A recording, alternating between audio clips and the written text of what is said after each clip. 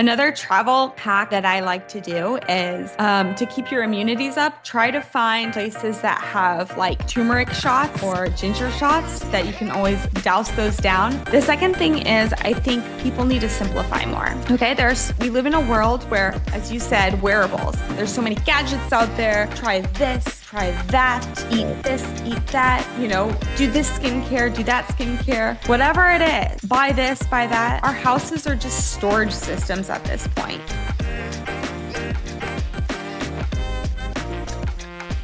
Welcome, everyone. Today I have Kate Middleton, better known as KB, a toxic-free lifestyle advisor and a passionate advocate for clean living. KB is the host of the health, wellness, and lifestyle podcast, Toxic Free with KB, which is born out of her personal journey of health, advocacy, and healing. Growing up in Kansas City, KB experienced firsthand the toll that environmental toxins and toxic relationships can take on the body and the mind. From repeated exposure to toxic mold and chemical-laden foods to navigating dysfunctional relationships and battling autoimmune diseases, panic attacks, and chronic illness, she spent years searching for answers. After countless doctors simply prescribed pills without addressing the root causes, KB took her health into her own hands. What started as a personal healing journey has now become a greater catalyst for change, helping others lead healthier, toxic-free lifestyles. Through her podcast, Toxic Free with KB empowers people to make informed, healthier choices by reducing their toxic exposures in everyday life, whether it's safer cleaning products, non-toxic personal care, sustainable food choices, or fostering positive relationships. She shares expert insights and practical tips to help listeners create a cleaner, healthier, and more nourishing environment for themselves and their families. Welcome to the show, KB. I'm so psyched to be here. We just had the best time down at the Health Optimization Summit down in Austin, and what a whirlwind. I'm still on a high from that. So thanks for having me. Yes, I didn't, KB had me on her show when she came to Austin to the Health Optimization Summit. And then I feel like we spent a lot more time that day than we did at the show. The show was very busy. It was a wonderful gathering. To be honest, Tim Gray did a great job. Shout out to Tim. And in any event, I wanted to have you on because from our programming is about what you discuss, and the conversations we have are aligned with what your show and your life and everything has evolved into. But I was going to ask you because I saw a show recently, and I don't want to give it too much airtime, but they had a scientist, a PhD, arguing with an MD about toxins and things like trying to decrease toxins in your everyday environment, as well as groups like the Environmental Working Group, kind of throwing them a fair amount of shade, and trying to eat organic, threw a lot of shade on that versus conventional eating and or product use. I mean, the whole thing was just very not confusing, but just very antagonistic. The whole conversation was super antagonistic. Like, you can't avoid it. Chemicals are here, and there's nothing you can really do about it. And then versus, well, yeah, there are some things you can do about it, choices you can make, things you can actively do to maybe, I guess I should pick the words, not insulate yourself. That's probably not the best. Just decrease your actual number of exposures. I mean, yeah, for all intents and purposes. So I thought it was interesting. We're going to talk about this, but I was getting revved up, just listened to the show as these two were arguing about stuff. And I was like, man, this just seems too polar. Yeah. Like, what do we do? Right. Like, that was the whole thing. The host was just like, well, what should we do? Well, I think it's I don't know if we can cuss on this show, but it's almost like one of those moments we live in this world, and it's almost like you're damned if you do, you're damned if you don't. It's like, what can you do? What can you eat? What can you expose yourself to? And I think if you become over perfectionistic with anything that you do in life, that's toxic in itself, right? We live in a toxic world. We get it. Everything is completely overwhelming as it is. My whole thing is you're doing your best, and your best is great. Small baby steps create a huge catalyst of change overall. And tiny habits, just making small changes. That's the whole point. Yeah. Doing better with what you know. And my whole premise, being a toxic-free lifestyle advisor, being an advocate for my own health, being an advocate for other people's health, is that I'm here to educate people, right? Bring experts on like yourself, thought leaders, storytellers, people that share stories in community, right? That helps the whole tribe. And we are a tribe here. So if you go back into the fear mentality and the fear mongering state, you're not going to get anywhere in life. And that's kind of a little bit tangent out there, but I think baby steps with everything along the way, baby steps paired with education, real education, right? Remember what that was? Like my husband and I this morning were just talking about how there's a decrease in, teen pregnancies, teen alcohol usage. They're becoming more frugal than ever, but they're more isolated, right? So it's one of those things where it's like, where is the education in the world? Where is the human connection in the world? There's so many things that are lost. Let's bring it all back together. Let's, reconnect the body, the brain, all the body parts back together and really say like, all right, like, what is my life all about? What am I going to do about it? Making choices, making really educated choices that work for your body. That's, I was not feeling like these. So I'm 55, and these were both people much younger than me who were saying this. Like, Mm, and I was like, well, one in particular seemed, to be, we'll say mid to late 30s. I may be effing that up, but that's fine. I'm like, okay, like you said, you don't want to be paralyzed by everything around us. It's got something that could be potentially harmful. mm, But your choice making, and I have a 16-year-old daughter, and she has all of her friends, and they're all kind of coming into that age where they're running into problems with mm, their hormones and choices they make, things they eat, how they perform in terms of academics and sports, and that bleeds over into everything else where there's all the emotions around, I hate to say this even, appearances and all of the things, right? That's and I try to be super mindful about that. And oh it's gosh. a thing where, you can't go and tell them like that is such a short period in your life that will ultimately mean very, very little in totality, but it seems super hyper magnified at the time and everything's overwhelming. And when it's not, but we let it become more and more overwhelming. I was giving a talk for that matter, and I walked up to it was another meeting I was at recently, and I was giving a talk there, and they said, "Oh, you're a speaker, aren't you nervous?" I'm like, "Well, I operate on people for a living, so no, I don't get nervous. That would be a bad trait." But just like being calm or like getting calmer and controlling your emotions and not being overwhelmed and that promote more anxiety and get more stressed out. And I think part of your whole thing was like dealing with your basic life issues and traumas, and then that helps you, and then you can, like you said, move forward and take small steps with the rest. Yeah, I think, you put forth a really good example with the teenage girl. Let's use that as our picture. You've never been a teenage girl. I have. I have a teenage girl as well, so I can definitely relate. Anything that you tell them is going to be wrong, right? Yeah. But also, that's a really great example for someone in just the normal world. Typically, a lot of people are listening to biased opinions out there, but until you understand from experience on your own terms of what's going on, maybe life experiences, you mentioned something as simple as doing the work yourself, figuring out what works with you, what works with your body, what works with your lifestyle, right? What works with your nutritional needs, your environment, the relationships, the traumas that you've been through.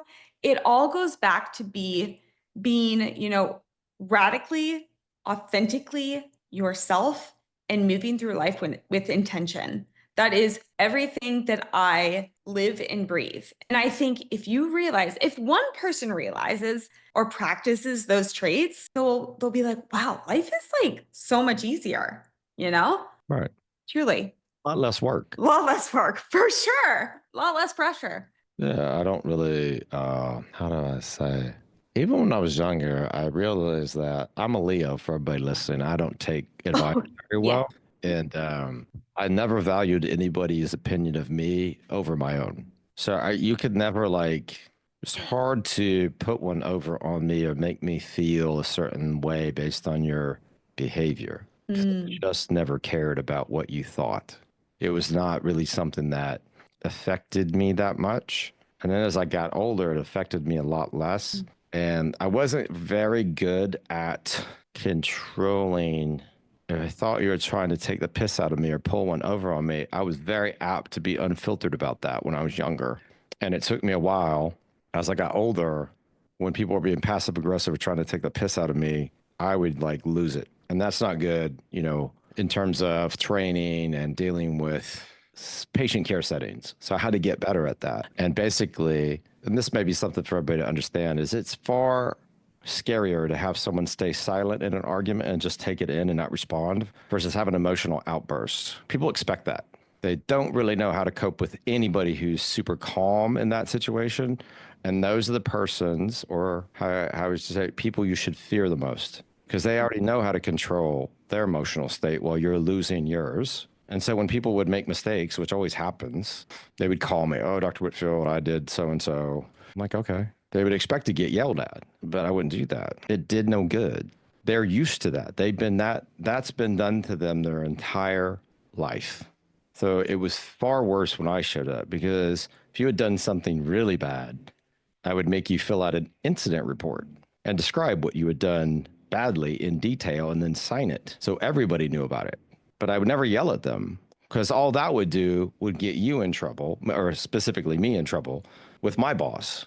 And then, you know, but I learned, you know, early on not to, it doesn't do you any good. You're not going to get anywhere in life, and you certainly can't build rapport or team that way. So the sooner you learn that lesson, the easier things become. I feel bad for young folks. They just don't, sometimes they don't have a lot of help in that and understanding that. Right. I totally agree. I mean, I think it's like goes back to composure. Yeah, like certainly like speaking your truth on that, but the composure of it's almost like a meditative state to get that like if you want to like jump into that, but it's almost like a meditative state of like being aware, like emotionally aware, you know, instead of reacting. Yeah, totally. I mean, people get like, if they don't know what to do, they get emotional and they start raising their voice and the octaves go up, and that never solves anything. Then you have two people raising their voices, You're like, what's going on here?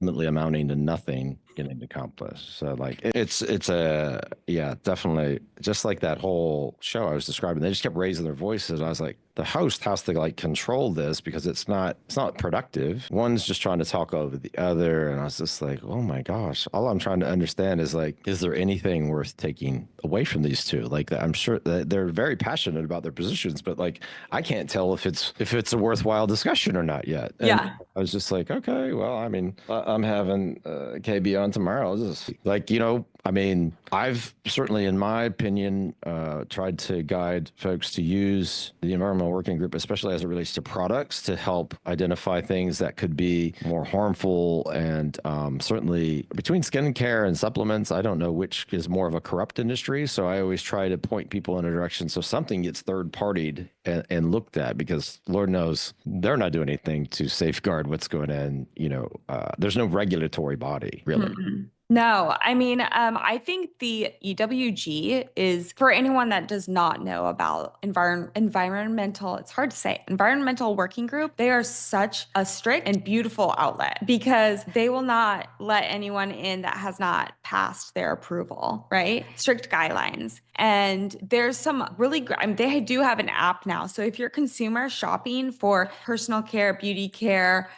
you know, things for your baby, you know, all of those items, the household products, you know, that's a really good resource. Another really great one, if you haven't heard, is the Yuka app. I think that's a really, really great. I mean, I have so much fun. It's like a video game to me. You know, the gaming culture right now with the kids, this is like a video game to me. My husband will go to the market and I'll be like, let's check it out on the Yuka app, see how it passed the test, you know, because you can really get some solutions with that. My whole premise is solution oriented, right? Instead of saying, no, you can't have this, no, you can't do this, this is going to kill you, whatever, because they're all like, it's going to give you cancer, you know?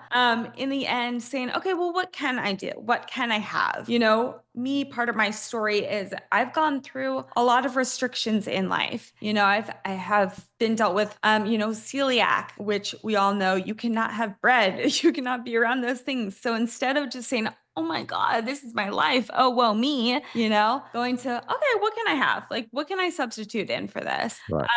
And I think those are really important messages to kind of put out there to just the whole community, the world. Like, let's kind of like reframe the mindset because that's also an element of life, right? The mindset. I think the Yuka app, and I had a patient, and she said she was using that really early. I'm talking like 10 years ago, which Mm. startling that someone would start to make those choices in 2015 when really wasn't on the radar, so to speak. And she wanted to start a family, and she had just decided she was going to start doing this. So she started adjusting her, home care products. She started adjusting her personal care products and taking things out. And KB's familiar with my program. So we do a tox test, and it's a urine test, and looks for environmental toxins, things like phthalate levels and glyphosate levels and mycotoxin levels and heavy metal levels. And she had the least amount of things show up on her test and nothing in a moderate to severe category. It's the only person in the history of my practice I've ever tested who had breast implants who didn't have any of those elements on their test findings. But it was all conscious decision making, like you've described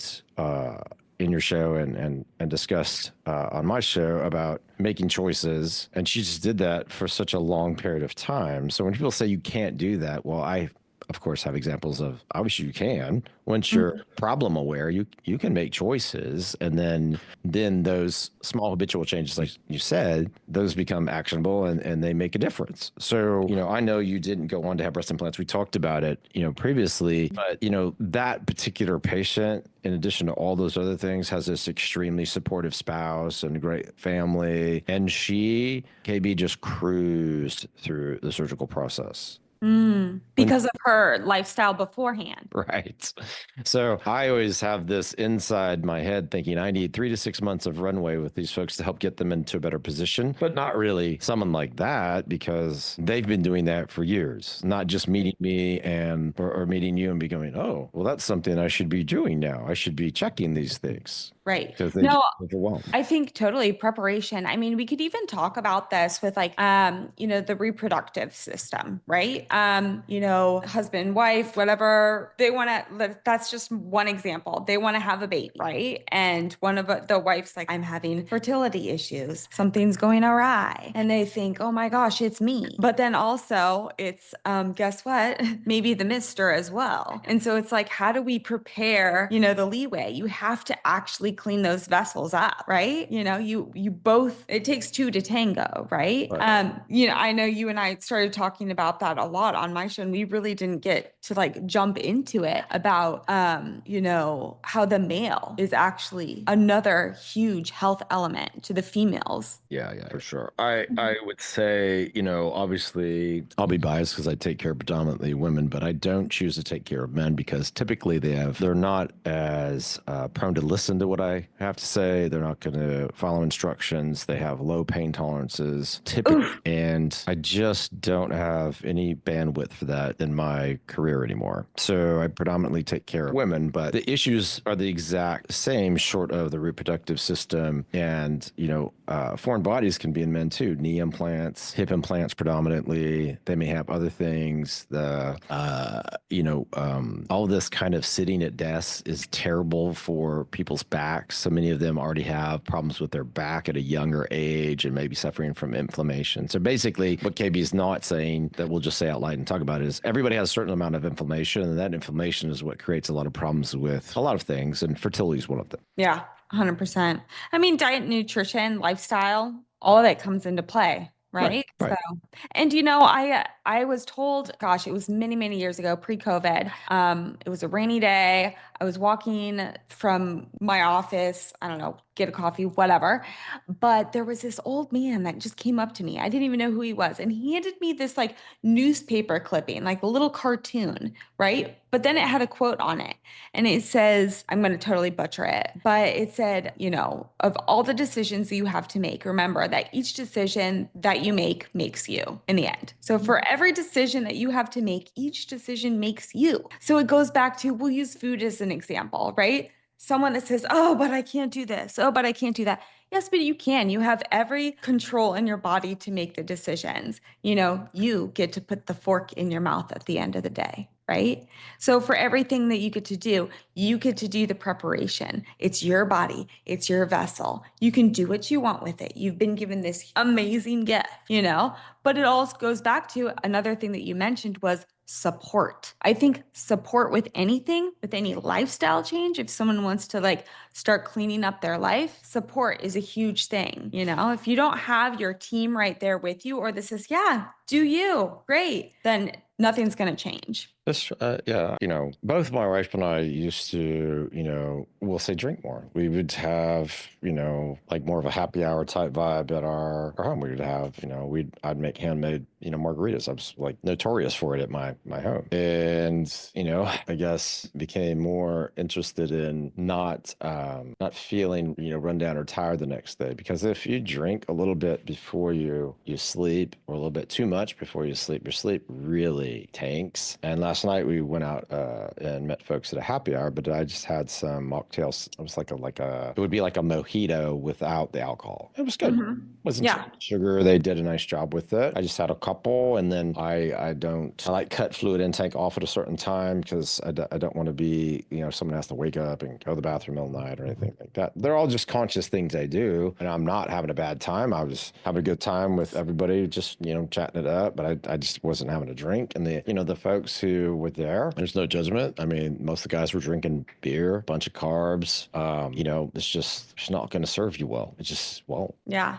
And it goes back to everyone's going to have the teenage effect. I'm going to call it the teenage effect. Living from experience, there's going to be a certain amount of repetition that someone's going to wake up and be like, God, I feel like crap today. Gosh, I didn't make my 6:30 a.m. workout like I told my friend Billy I would. You just keep falling off, and they have to learn from experience, and yeah, certainly they may change, they may not change, and they may want that better life, right?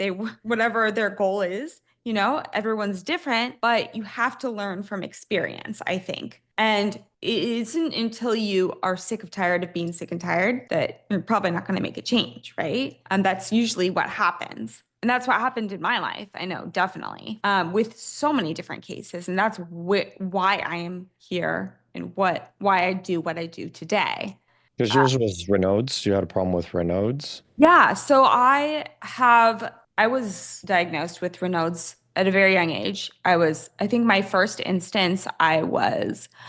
major flare, I should say, was, oh gosh, I was a junior, end of junior year in high school. The first onset that I should say was probably 8th grade. And that was in a form of like an extreme migraine though. So that probably should have been the first indication that I had some trauma stuck in my body that just systemically wanted to get out. And it was very interesting because my thumb, I will never forget, I was in a fibers class in high school and my thumb literally swelled up so big. Like for people that are not on the YouTube, like I'm literally showing like a size and I didn't know what to do with myself. I was an athlete in sports, but I had so much extreme stress in my life that definitely was a kicker of the flare up. My parents were getting divorced, almost a senior in high school. What are you going to do next? All the stress. And pressures of high school swimming, all the sports. There was a lot going on, but it's so interesting. There's that amazing book called The Body Keeps the Score. And it's not until you realize, you get older, I'm 37 now, and you realize, oh yeah, the body does keep the score. So with Raynaud's, I had these doctors, my mom was a functional nutritionist. So we lived a pretty clean life for living in the Midwest, but these doctors didn't know what to do. They're like throwing pills at me, pills that like literally tore up my stomach, dampened my mood. And, I am such a sensitive being that I was like, I don't want to live this life. So I kind of dedicated from there on out to kind of just be an advocate for my own health, especially going into, my early 20s too. No one's ever going to tell you, but your 20s suck. Maybe some people have like a lot of fun, but it's like not the best time, like self-discovery of like what to do with your body and like what to do with your lifestyle and stuff. But I had to be an advocate for my own health. And, I think through the independent research that I did, hours and hours and hours at night, just figuring out how to feel better, how to feel more comfortable in life. For anyone that doesn't understand what Raynaud's is, it's when you have really poor circulation in your fingers and your toes, and the littlest things can set you off and make you feel really uncomfortable. It could be wind outside. It could be an oncoming rainstorm coming on. It could be the heat going through your house that's drying your skin up. It's a really interesting thing because people would look at me and they'd be like, you are literally, you're glowing. You look like the epitome of health. But for someone that has chronic illness like that, they don't understand what the feeling is. So when it comes to living a toxic-free lifestyle, you have to be very diligent about every choice that you make in life. Is this going to serve me in the end? So then, Dr. Rob, we go back to those tiny habits in life, whether it's who am I associating myself with? Are they draining my energy in life? Is that a toxic boyfriend that I dealt with? Yeah, I've dealt with those for sure. And we can go on that if you want to. I'm totally open to that. Dysfunctional household upbringing, the foods that you're putting in your body. Are you putting chemicals in your body? Are you putting foods in your body that are actually lighting you up? We are biophotons. We are made of light, giving you energy. What are you consuming audibly, visually on the daily basis? The news, all those things. These all get stored in your body's memory system. The environment that you live in, do you have clean airflow, right? Or are you living in a moldy, toxic environment? I've definitely gone through mold 3 times, we get it. And like workplace environment, that's a huge thing too. Who are you associating yourself in the workplace? Do you have joy in your life? Do you feel like you have purpose in your life? And then we go back to personal care and beauty, right? You were just mentioning that is so underregulated in our world. And going back to, I'll call it the teenage effect, they're using everything on their body. The things they wash their hair with, the makeup, all the scents, all the fragrances, everything is getting stored in your hormones. They're becoming hormone disruptors, endocrine disruptors,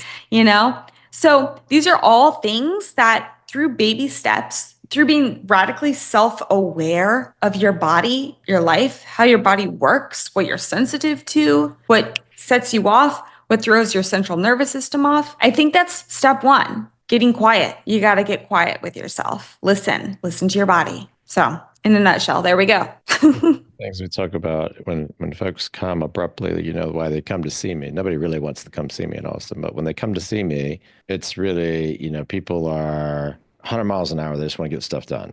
And that's not typically the right time because they've not done anything you just said. So, and you said that very eloquently. And now finally in the, world I've functioned in for a long period of time and, Western allopathic medicine, which is obviously takes a beating these days, but they finally come around to what's called the biopsychosocial model of pain, which is basically what you're describing. Like there's all these biological factors, there's psychological factors, and there's social factors. They're finally giving, I guess, a voice to that more so than ever from when, I learned and trained, and I've just been more curious and hopefully more adaptable than most when it comes to listening to those from my patients always impart everything. I always say, if you just listen, they'll tell you exactly what is wrong. If you just listen long enough, they will spit out the trauma of the, childhood or the boyfriend or the spouse or the partner or the workplace or whatever it is that's also contributing to and giving them so much more dysregulation. Just if you, like you said, they come in my office in like a storm, like an emotional storm. And, I'm just like, you've met me. I'm just super calm. Nothing really bothers me. I'm just like, okay, I'm here to listen. Just tell me what's going on and I'll listen. And if I can, guide you, given my, almost 30 years of experience and taking care of patients, I will definitely guide you on what I think is best. But like I tell people all the time, just like you said, is like, if you don't do any work on yourself, there's not going to be any way I solve that problem with surgery because I'm not going to make that better. I'm just going to dredge up all the shit you hate already and make it that much worse because your hormones are going to go through the roof when I operate on you. So I'm the number 1 driver of cortisol in my building. You are. Yeah, for sure.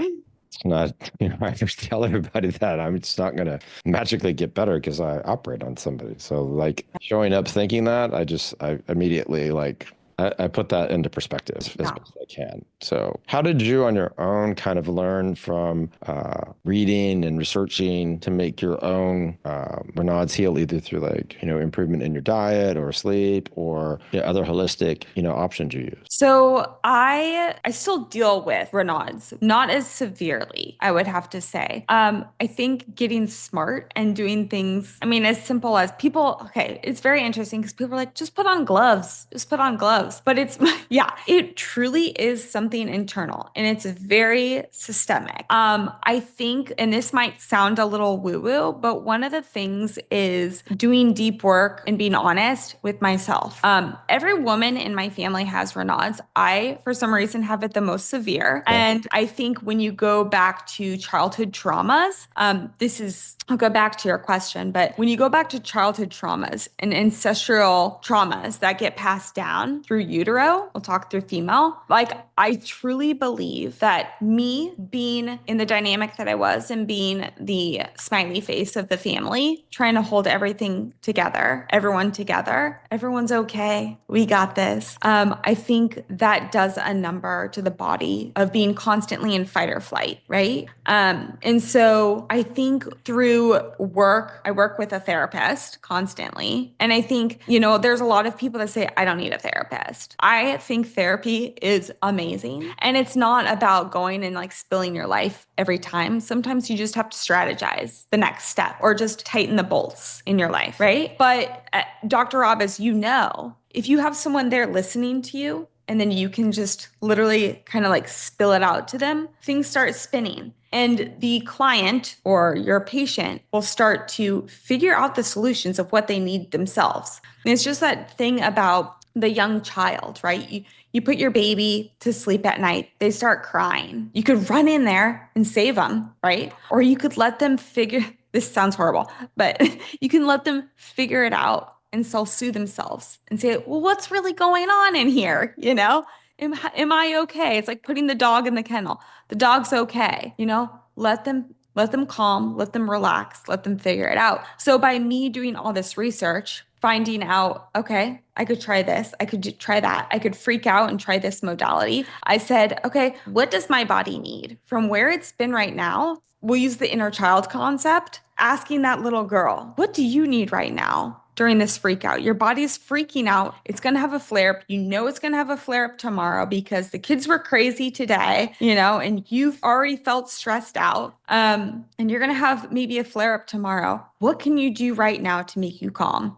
All right, go back to the tools in my toolbox. What did I experiment on myself that worked the last time? Might work this time, might not. Maybe it's a bath. I know, right? Something that just totally calms you down. Maybe it's going for a walk around the block. Maybe it's going for a hike. Get out into nature. Nature is so healing. We are so connected, but disconnected right now in the world. So putting your feet on the grass, right? Feeling the earth, touching a tree, petting your dog. And I think, as I mentioned before, we have been given this awesome gift of a vessel of ourself, our body. We can experiment on it, through cellular healing, right? I'm so obsessed right now with cellular healing, getting to the root cause of things. And I think for people that don't understand even what that is, I think it's understanding your genes and how they work.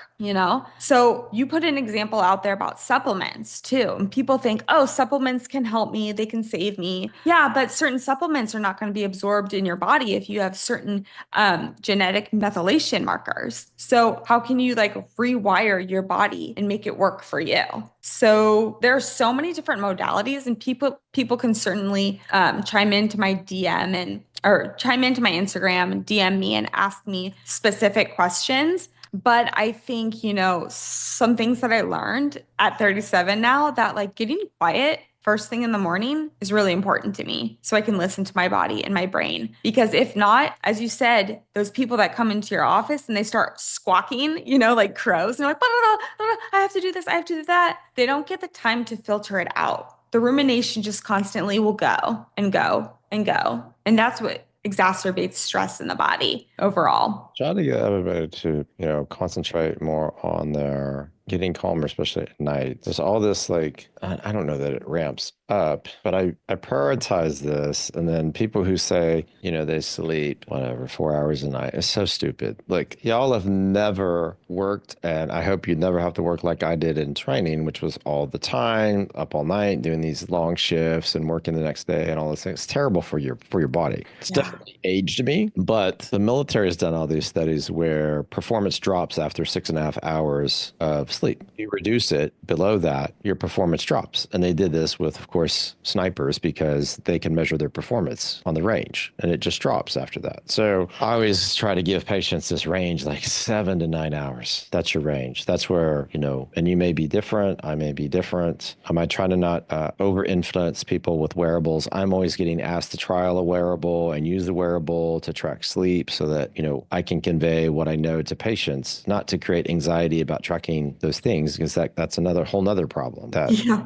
wearable anxiety or whatever. But trying to get calm at night, don't eat late, don't drink fluids late, have a little cooler room, dark room, not a lot of light, sound. If you need it to be super quiet, make it super quiet. If you need a little sound machine, have a sound machine. Like whatever it takes to get you in the right place. And then resonance breathing is this concept. Leah Lagos, who's a PhD who wrote a book about HRV that I like. It's not breath work in that you're getting rapid breathing and all that stuff. This is more belly breathing like a baby, in through your nose, out through your mouth, holding counts of 4, dropping your diaphragm, expanding it more, getting more airflow in, just to help with your HRV, which is really, one of the best estimates of recovery. And that's why we look at it. So I briefly try to explain, like, you're going to start making these small changes and not drink out of plastic, try to use ceramic and stainless and glass, and not reheat things in plastic, not eat processed foods, things that have too much sugar or too many preservatives in them, and just try to do these simple things. And I always want people putting more protein in their diet, because women and the Western diet in general just doesn't have enough good protein in it. So it's always kind of a struggle. And my vegan clients have the most trouble just because of a dietary perspective. So we have a vegan-based protein. So we're trying to do all these basic behavioral things, and everybody should hear it. I didn't say anything about surgery yet, because I'm never going to start with a surgical plan, because I know how to do that. I don't need to bring that to the table to start with. Like, I'm going to make sure that, just like Katie's talking about, all these other things are in motion and you're trying to learn and grow from them so it could be easier for you. Yeah, everything comes into play in the end. And I think,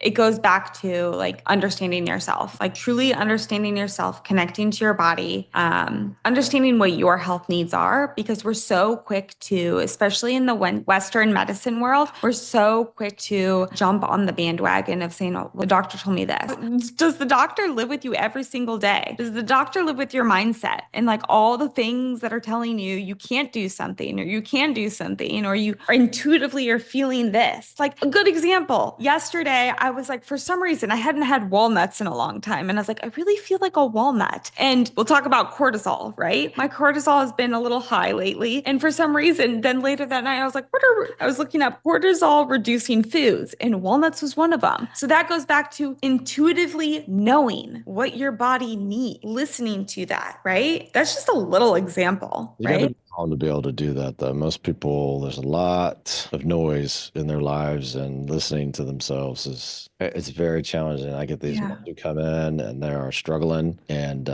I try to get them. They don't know how to make choices. I guess that seems like an odd thing, but if they weren't taught properly, or that little bit of wisdom wasn't imparted on them on how to choose, and they struggle to make choices, that makes it hard for their kids. And things are already hard enough. You don't need to make them any harder. That's, these crazy sugary drinks and snacks, and I was just like, wow, okay, well, there are things like, well, we'll say this, so this would be a take home for everybody. So I had this patient, lovely patient, really struggling. Kids have some concentration problems in school, behavior problems at home, and she disclosed to me they drink energy drinks at home. The youngest person in the household is 7, oldest is in the early teens, and they eat a fair amount. They're snacky thing was chips. And then they kids like candy. Okay. You know, I was a kid, I like candy too. I said, well, there's a couple things. Like, first of all, everybody listening should know this. I won't take you as a patient when you eat like that. I can't help that person.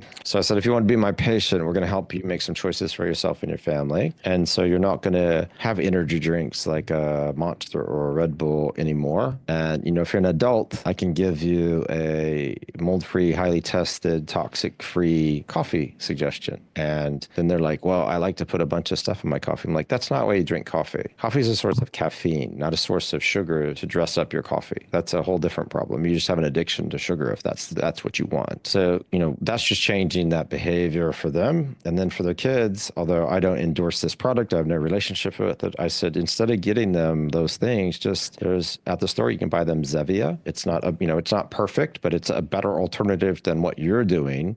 And it's still got that sweetness that kids are, you know, after. And I said, you know, there's an Austin company, Human Chocolate. It was sold, but the Carp family's in Austin. That's where it's from. Anyway, I said, you can get this chocolate and take away whatever Skittles and M&M, whatever the sugary stuff was. And you're just substituting these things. They're just higher quality, better for them in certain amounts. Not like, you know, it's a choice thing, right? You're just making a choice to do something. Is it perfect? No, I'd love that person just to drink like mineral water or filtered water. Yeah. Would I want You them know, to have the chocolate? I actually like human chocolate and dark chocolate. That's something I like. I mean, okay, for all the parents that are listening out there that are maybe like, I don't know, but this is what's being advertised or marketed to me, so I guess I'll get it. And my kids want that, and I want to make them happy. I want to please them. I don't want to deal with conflict, you know? Like, deal with the conflict now, because later on in life, trust me, like if you're saving your child a lifetime of diabetes or obesity or, you know, overwhelming healthcare costs, guys, remember, they may not think it's a problem today, but later on down the road, trust me, it will be. Like, and I'm just going to say that totally honestly, totally bluntly.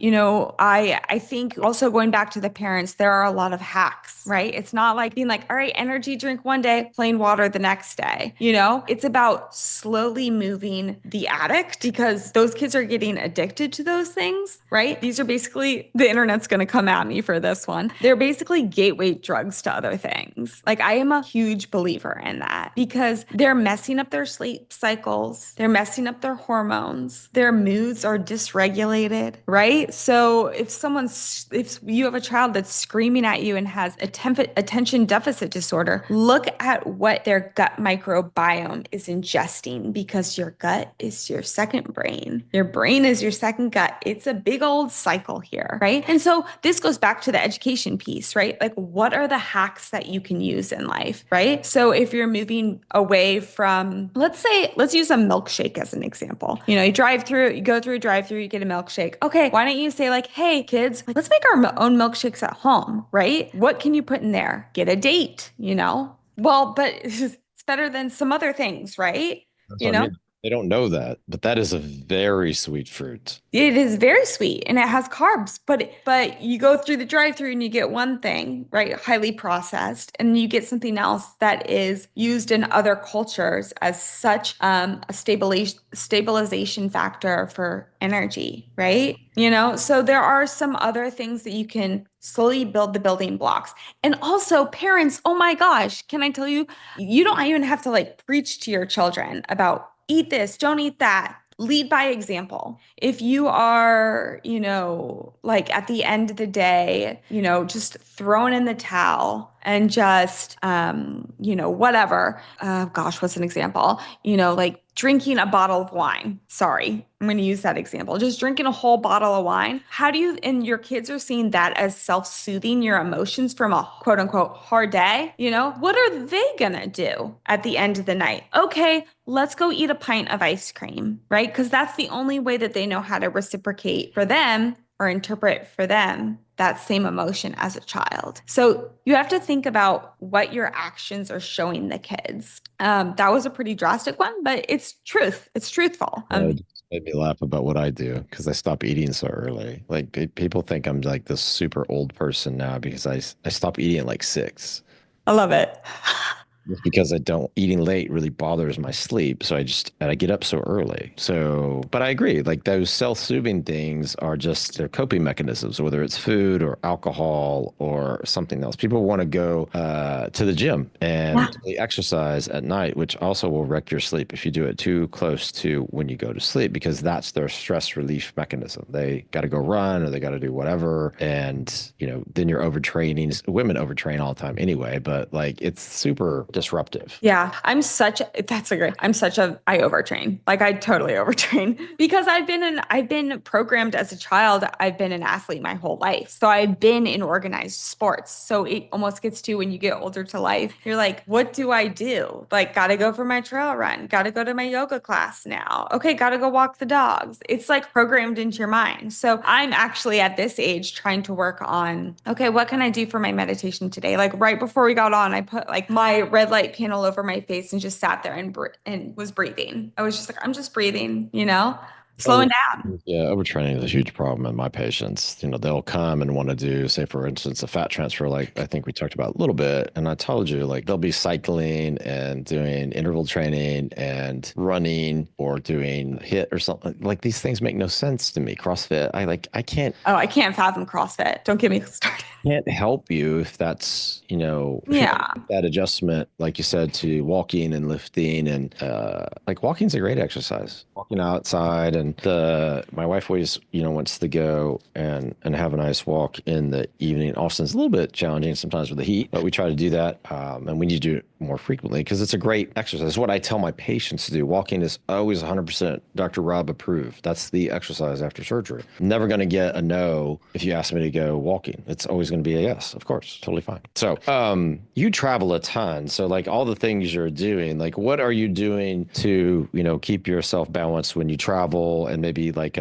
something you've discovered that's really helped when you travel to keep yourself, in balance? I love this. My toxic free travel hack. So as I started traveling a lot, I mean, I go internationally, Indonesia, all the things. I have basically my travel pack that I always have ready to go. So whether it's my go-to supplements that I have, fish oil, probiotic, all the things that I need. But then also I think it's really important. I have like green powders that I put in my little bags. I take my protein powders that I actually on long distance flights because I really would never, I never eat airplane food. Absolutely hard no for me. So I pack my own snacks, right? I always pack like an apple, some veggie, maybe some nut butters. But I also make out of my protein powder. I use an Amazonian protein called Sacha Inchi. Okay. Yeah, talk about it. It's literally has omega-3, 6s, and 9s in it. So amazing. And I make a nut butter with my greens powder and a little cinnamon. I know it's like so much in the airplane. I ask them for a cup and I just add a little water and you can literally make a nut butter right there. And then you have all your snacks with you too. That's one travel hack. The other thing is when I'm on the road, the place that I'm staying in, I make sure that it is an environment that I will feel comfortable with because you have to make sure that, as you said before, you're getting the sleep that you need, right? So also I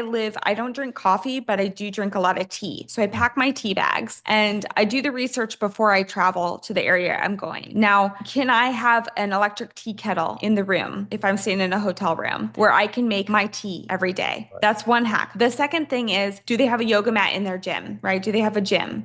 Do they have an environment around there? Like when I was in Austin, I loved it because I'm a swimmer. I went to the Barton Springs and I swam like every day and just connecting to the earth, something that could calm me down and keep me in my routine that I'm used to. I think anything that keeps you in your routine. Another travel hack that I like to do is to keep your immunities up, try to find places that have like turmeric shots or ginger shots that you can always douse those down. I pack those Quicksilver ampules they're like really concentrated sea mineral water. Yeah, you've got to check them out. I'll have to send you some. But they have, oh gosh, like all the trace minerals, magnesium, boron, potassium, all of those elements that need to go through our bloodstream and keep us hydrated on the go. Really great to take in an airplane as well. But also something that is kind of interesting what people think is I always go and I don't eat animal, but I buy a mineral broth. So in a jar, you can find them at most grocery stores. And I either heat it up in my electric tea kettle in the hotel room, or I just sip on it. Mineral broth. Keep those immunities up, right? So there are so many more things that I could probably jump out there. I mean, like I go to the point where I'm like, do I have a bathtub in my room? Can I go buy some Epsom salt and take a bath during the nights? I typically do that as well. So I don't like your cortisol gets raised so much when you travel. You're in radiation from the airplanes, all of these things. So if you have the ability to do or have the time to do services even when you're out there, explore the city. Maybe get a lymphatic work while you're out there or wherever you're going. Go for a walk, move your body. But I think movement is key, and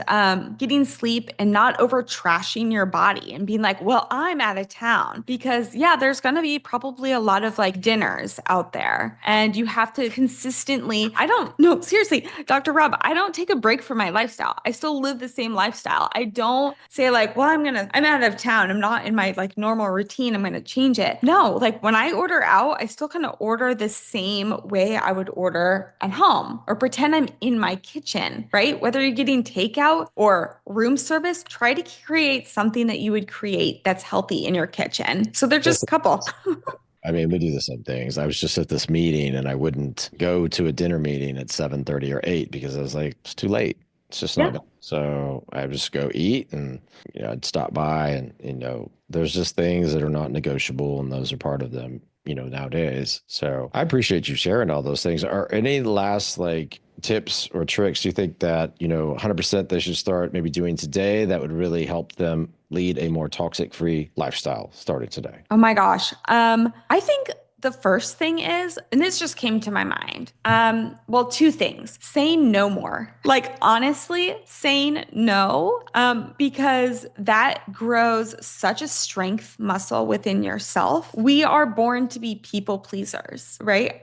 I know at least I was a people pleaser, and it harmed me for a lot of my life. And I think even if you're talking about toxic free relationships, showing someone who you really are in the beginning and just saying, like Dr. Rob, you said, I don't eat after 7 or 8. No, I don't. No, that's just part of my lifestyle. And if someone else has a problem with it, that's on them, right? But you have created such a great life for yourself. So say no more, right? Do you need to go to bed early? I'm sorry, I cannot go out tonight. I need to go to bed. Or I'm sorry, I cannot go to dinner tonight. I really need to take a bath. I can literally feel that I'm burnt out of life.